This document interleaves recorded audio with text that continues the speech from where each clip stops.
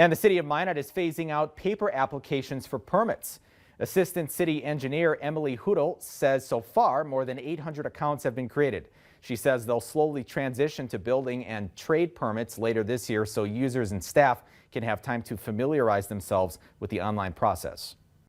Once we get everyone in the system, every year it'll get easier and things will be much easier to do renewals and easier on the customer side.